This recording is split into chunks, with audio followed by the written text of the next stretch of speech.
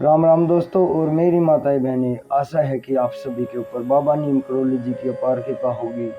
आपके घर परिवार में सभी कुशल मंगल होंगे, यही मैं अर्जी लगाता हूँ महाप्रभु की शरण में।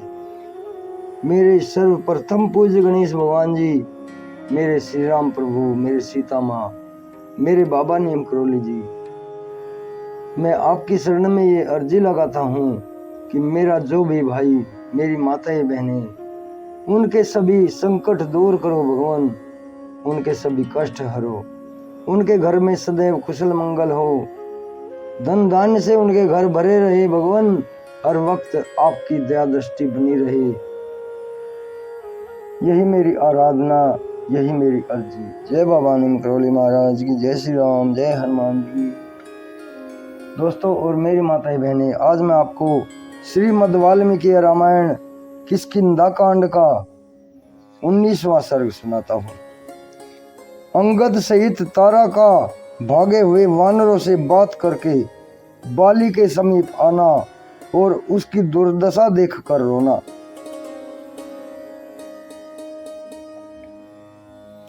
वानरों का महाराज बाली बाण से पीड़ित होकर भूमि पर पड़ा था। श्री रामचंद्र जी के युक्ति युक्त वचनों द्वारा अपनी बात का उत्तर पाकर उसे फिर कोई जवाब न सूझा। पत्थरों की मार पड़ने से उसके अंग टूट फूट गए थे। वृक्षों के आघात से भी वह बहुत घायल हो गया था और श्री राम के बाण से आक्रांत होकर वह जीवन के अंत काल में ही पहुंच गया था। उस समय वह मूर्छित हो गया।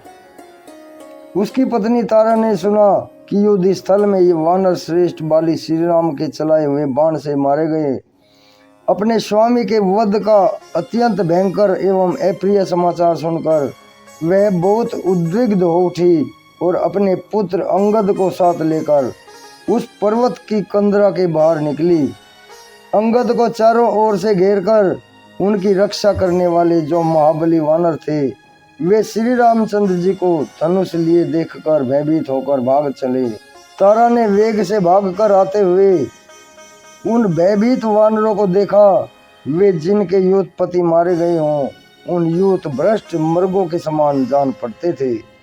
वे सब वानर श्री राम से इस प्रकार डरे हुए थे, मानो उनके बाण इनके पीछे आ रहे हों। उन दुखी वानरों के पास पहुंचकर सती साध्वी तारा और भी दुखी हो गई तथा उनसे इस प्रकार बोली, वानरों, तुम तो उन राजा सिंह बाली के आगे आगे चलने वाले थे, अब उन्हें छोड़कर अत्यंत भयभीत हो दुर्गति में पड़कर क्यों भागे जा रहे हो? यदि राज्य के लोभ से उस क्रूर भाई सुग्रीव ने श्री राम को प्रेरित करके उनके द्वारा दूर से चलाए हुए और दूर तक जाने वाले बाणों द्वारा अपने भाई को मरवा दिया है, तो तुम लोग क्यों भागे जा रहे हो? बाली की पत्नी का यह वचन सुनकर इच्छानुसार रूप धारण करने वाले उन वानरों ने कल्याणमयी तारा देवी को संबोधित करके सर्वसम्मति से स्पष्ट शब्दों में यह समयोचित बात कही, देवी, अभी तुम्हारा पुत्र जीवित है, तुम लोग लौट चलो और अपने पुत्र अंगद की रक्षा करो।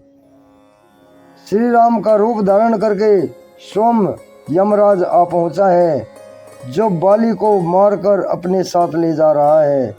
बाली के चलाए हुए वृक्षों और बड़े बड़े शिलाओं को अपने वज्र तुल्य बाणों से विदीर्ण करके श्री राम ने बाली को मार गिराया है, मानो वज्रधारी इंद्र ने अपने वज्र के द्वारा किसी महान पर्वत को धराशायी कर दिया हो। इंद्र के समान तेजस्वी इन वानर श्रेष्ठ बाली के मारे जाने पर यह सारी वानर सेना श्री राम से पराजित सी होकर खड़ी है और भाग खड़ी हुई है। तुम शूरवीरों द्वारा इस नगरी की रक्षा करो। कुमार अंगद का किष्किंधा के राज्य पर अभिषेक कर दो। राज सिंहासन पर बैठे हुए बाली कुमार अंगद की सभी वानर रक्षा करेंगे, सेवा करेंगे। अथवा सुमुखी, यहाँ बहुत से ऐसे वनचारी वानर हैं जिनमें से कुछ तो अपनी स्त्रियों के साथ हैं और कुछ स्त्रियों से बिछड़े हुए हैं उनमें राज्याभिषेक को लेकर लोभ पैदा हो गया है और वे पहले हम लोगों द्वारा राज्य सुख से वंचित किए गए हैं। अतः इस समय उन सब से हम लोगों को महान भय प्राप्त हो सकता है। अभी थोड़ी दूर तक आए हुए उन वानरों की यह बात सुनकर मनोहर हास वाली कल्याणी तारा ने उन्हें अपने अनुरूप उत्तर दिया। वानरों, जब मेरे महाभाग पतिदेव कपि सिंह बाली ही नष्ट हो रहे हैं, तब मुझे पुत्र से, राज्य से तथा अपने इस जीवन से भी क्या प्रलोभन है। मैं तो जिन्हें श्री राम के चलाए हुए बाणों से मार गिराया है, उन महात्मा बाली के चरणों के समीप ही जाऊंगी। ऐसा कहकर शोक से व्याकुल हुई तारा रोती हुई अपने दोनों हाथों से दुख पूर्वक सिर एवं छाती पीटती हुई बड़े जोर जोर से दौड़ी। आगे बढ़ती हुई तारा ने देखा, जो युद्ध में कभी पीठ ना दिखाने वाले दानव राजों का भी वध करने में समर्थ थे, वे मेरे पति वानर राज बाली पृथ्वी पर पड़े हुए हैं, जिनके वेग में प्रचंड आंधी का समावेश था, जिनका सिंहनाद महान मेघों की गंभीर गर्जना को भी तिरस्कृत कर देता था तथा जो इंद्र के तुल्य पराक्रमी थे, वे ही इस समय वर्षा करके शांत हुए बादल के समान चेष्टा से विरत हो गए हैं। जो स्वयं गर्जना करने वाले वीरों के मन में भय उत्पन्न कर देते थे, वे सूरवीर बाली एक दूसरे सूरवीर के द्वारा मार गिराए गए हैं।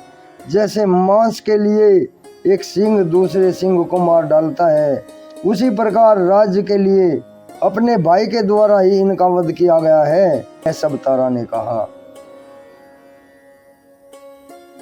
जो सब लोगों के द्वारा पूजित हो, जहाँ पताका फहराई गई हो तथा जिसके पास देवता की विधि शोभा पाती हो, या देवालय को वहाँ छिपे हुए किसी नाग को पकड़ने के लिए यदि गरुड़ ने मत डाला हो, नष्ट भ्रष्ट कर दिया हो, तो उसकी जैसी दुर्व्यवस्था होती है, जैसी देखी जाती है, वैसी ही दशा आज बाली की हो रही है। यह सब तारा ने कहा।